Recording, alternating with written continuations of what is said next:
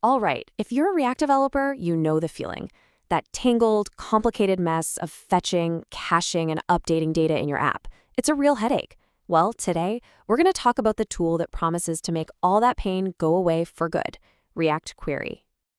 So let me ask you, are you just sick and tired of that endless cycle, juggling loading spinners, trying to show the right error messages, and always second-guessing if the data your user is seeing is fresh or totally stale? It's a pain we've all felt. But guess what? It's a solvable problem. So first, let's really dig into the problem. We're calling this section the data fetching nightmare, and for good reason. Because let's be honest, the manual way we've all been handling server data is a complete and utter mess. Yeah, I bet this looks painfully familiar, right? It's that monster useEffect hook, absolutely stuffed with useState calls just to manage one piece of data, a loading state, and an error state. We've all written this beast, and it always turns into spaghetti code that's a nightmare to read and even worse to maintain. And here's the thing. When you write that hook, you're suddenly responsible for all of this. You have to manually handle loading, errors, refetching, caching. You have to make sure you're not accidentally firing off the same request 5 times. The list just goes on and on. It is a mountain of boilerplate for what should be a simple task. So why is this so ridiculously hard? Well, it all comes down to a really fundamental idea that, as an industry, we've kind of overlooked for a while. And it's this. Not all state is created equal. We have to talk about client state versus server state. The difference here seems simple, but trust me, it's a game changer. Client state is the data you own. Think of a UI toggle or what's in a form field. You have total control. But server state, you don't own that. You're just borrowing it.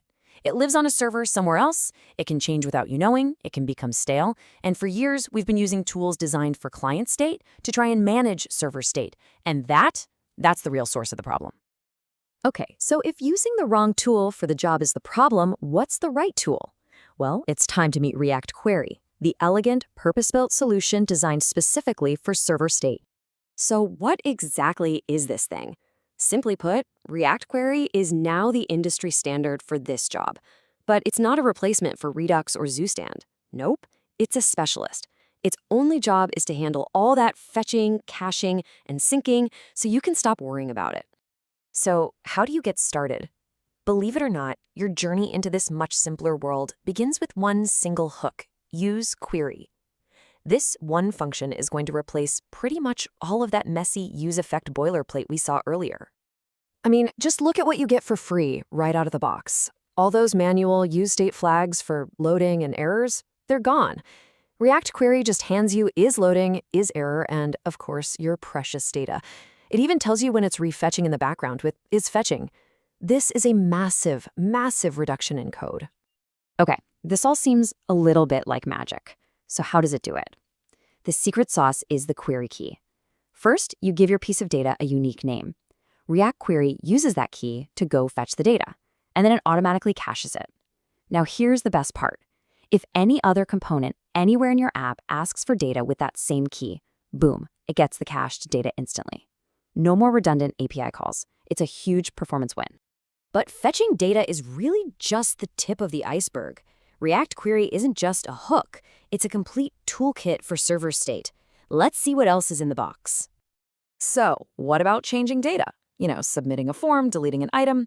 Anytime you need to make a post, put, or delete request, you've got the use mutation hook.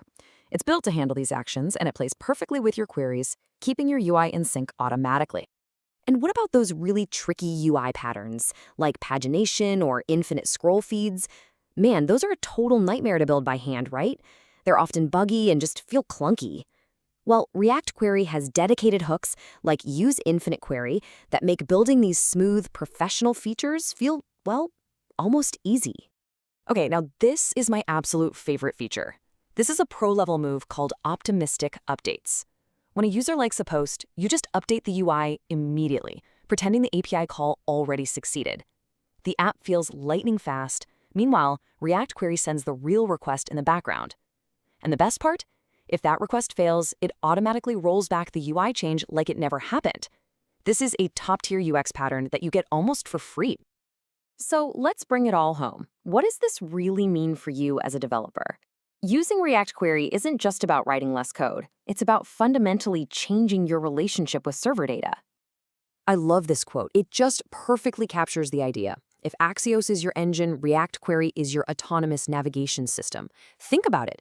You still need an engine, like Axios or Fetch, to actually make the request. But React Query is the smart system on top. It's the brains of the operation, deciding when to fetch, when to use the cache, and when to update in the background. It lets you focus on what matters, building great features. And hey, this isn't just a feeling. The impact is real and measurable. Teams that adopt React Query typically see a 40 to 60% reduction in their data fetching code. I mean, think about that. That's a huge chunk of code that you no longer have to write, debug, or maintain. So I'll just leave you with this to think about. As our apps get more and more complex, more real-time, is your current approach to data fetching holding you back? Is your app's data layer built for the future? Or is it stuck in the past?